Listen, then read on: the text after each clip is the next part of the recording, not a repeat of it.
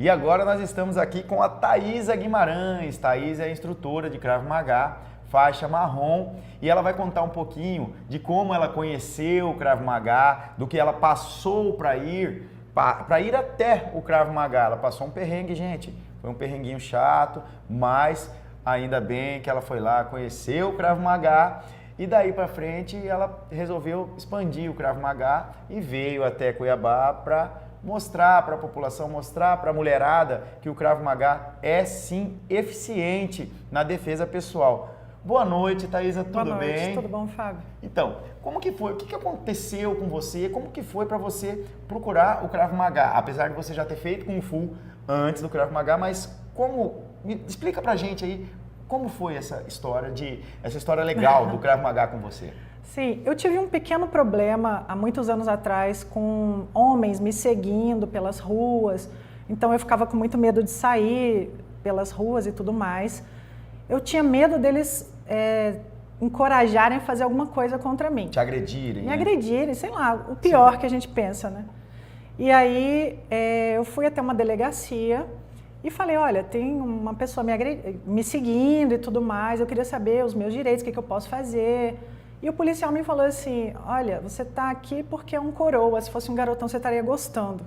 Mas quem falou isso pra você? O policial lá da delegacia.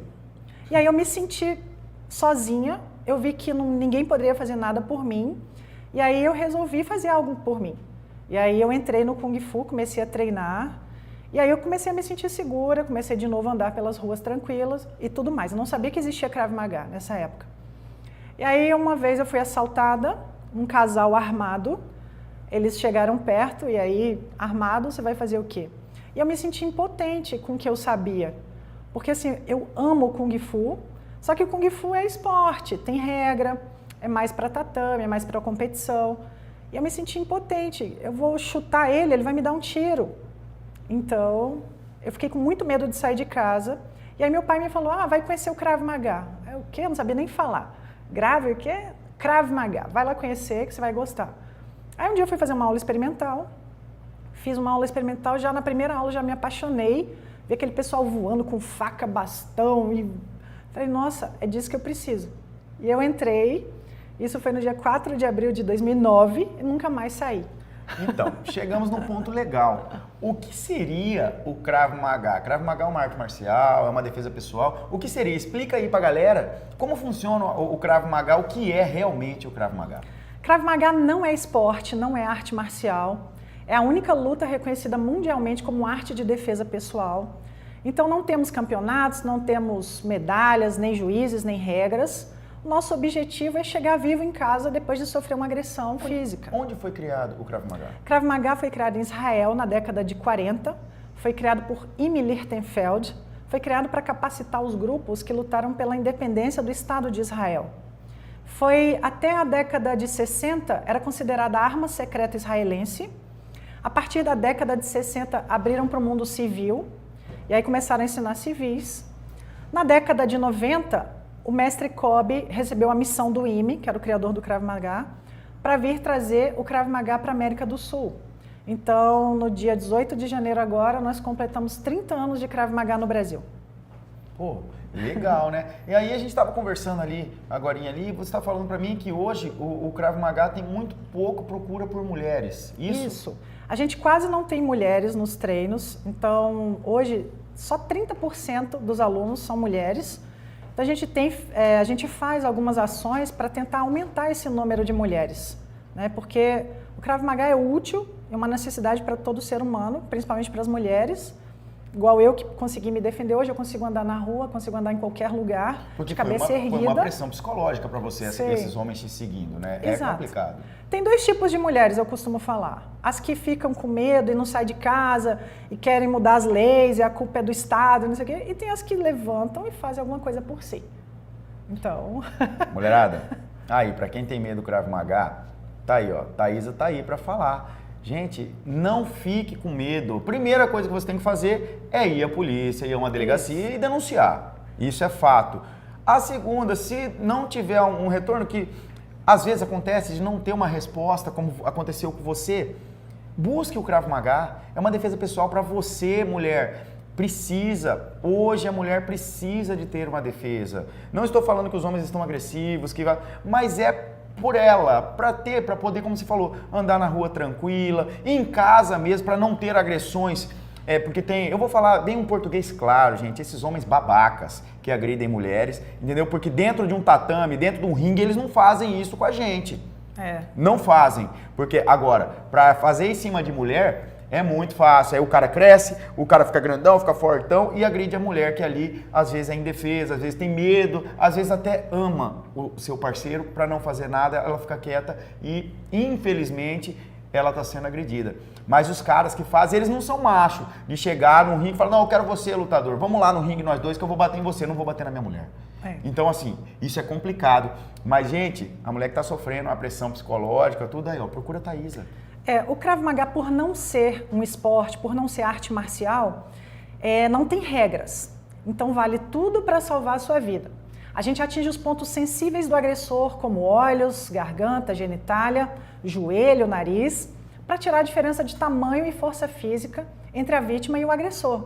Então, não precisa do uso da força bruta. Quando você atinge um ponto sensível, você não precisa de usar a força bruta. Então, qualquer pessoa, independente da idade, sexo, tamanho, porte físico, condicionamento físico, pode se defender. Tá. Hoje você falou para mim que na América do Sul tem alguns países que tem o sistema Krav Maga, que seria o seu qual, do mestre Kobe, né? Isso. A Federação Sul-Americana de Krav Maga é a única representante oficial da modalidade no Brasil, México, Argentina e Portugal. Hoje somos a maior federação de Krav Maga do mundo, com mais ou menos 15 mil alunos. E qual é o sistema? Como é o sistema de graduação? Como funciona? Como que a pessoa se gradua no Krav Maga? Quais são as faixas? Não sei se é faixa, não sei como é. Sim, nós temos graduações no Krav Maga, porque o ser humano tem a necessidade de saber que está evoluindo. Então, o aluno começa com a faixa branca, que a gente fala, é o aluno sem faixa, mas ele é considerado um aluno iniciante. A gente tem a faixa amarela, laranja, verde, azul, marrom e preta. O mestre Kobe, que é o presidente da Federação Sul-Americana de Krav Maga, ele que faz o exame de faixa de todos os alunos da federação, tanto do Brasil, México, Argentina e Portugal também.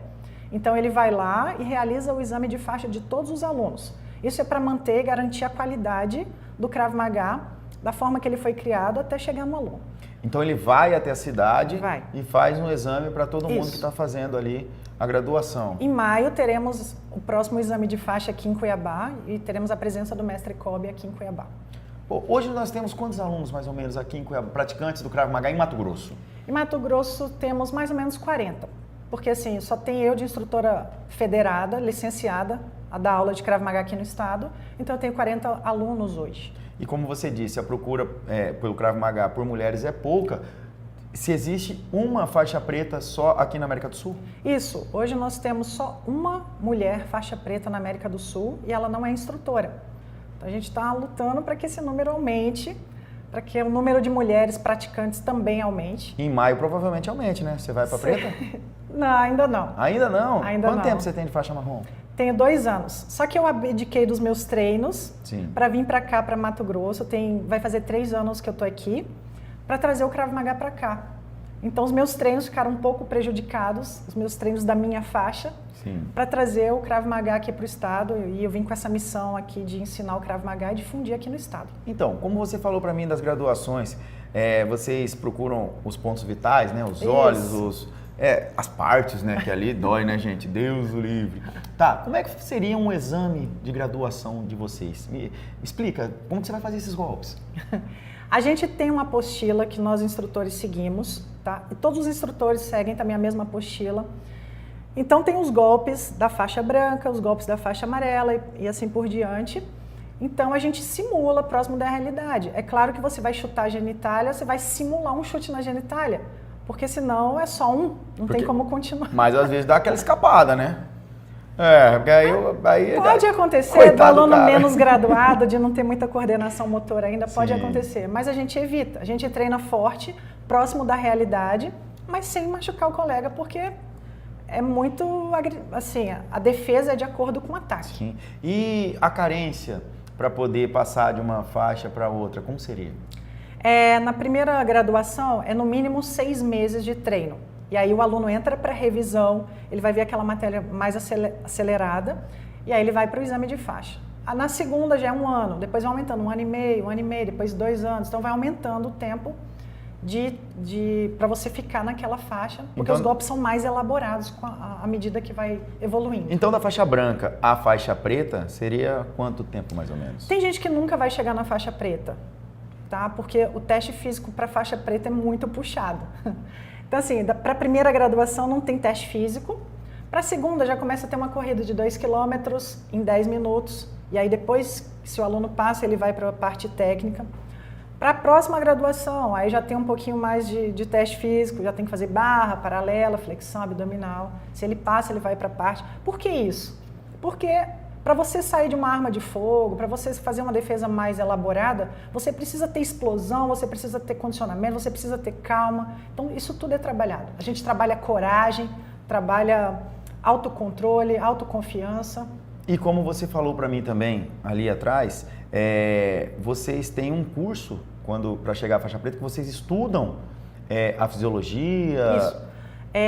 Tem uma seletiva, assim, o aluno começa para chegar a instrutor, começa aluno, depois de uns 2, 3 anos de treino, se ele se destacar, ele vai ser indicado para um curso de monitores, que são 5 dias de internato na Cobilândia. A gente apelidou carinhosamente o centro de treinamento da Federação de Cobilândia. Fica onde? Fica no Rio de Janeiro. A federação também fica no Rio de Janeiro. É verdade, eu estava no Rio de Janeiro e vi realmente muito outdoor do mestre Kobe. Ele lá é bastante divulgado no Rio de Janeiro. Sim, porque lá já tem 30 anos de Krav Maga, né? Aqui a gente ainda vai completar 3 anos, então está crescendo aos poucos. E aí o aluno monitor, ele é ajudante do instrutor, ele não pode dar aula, ele pode só puxar um aquecimento. Depois de um tempo de monitor, se ele se destacar e tiver interesse, ele vai ser indicado para uma seletiva do curso de instrutores, que tem prova física, tem prova técnica, tem prova de piscina, prova psicológica, porque a gente vai mexer com gente. Se ele passar na seletiva, ele vai fazer um curso de quase 500 horas. E nesse curso ele vai fazer aula de anatomia, fisiologia, primeiros socorros, marketing e nutrição esportiva. Por quê? Porque a gente vai mexer com gente. Então o aluno tem que saber socorrer um aluno caso precise, passe mal. Está mexendo com vida, né? Com vida, né? Então a gente tem toda essa preparação. Para você entrar nessa seletiva, você já tem que ter feito o curso antes de anatomia, fisiologia, primeiros socorros e marketing. Durante o curso também a gente vai ver isso de novo. Então tem todo um preparo. Se você formar, lá no final você tem prova escrita, técnica, prova de dar aula, tudo mais, um monte de provas. Se você passar e for aprovado em tudo, você vai junto com o instrutor-chefe do estado ver onde que é o melhor local para você dar aula.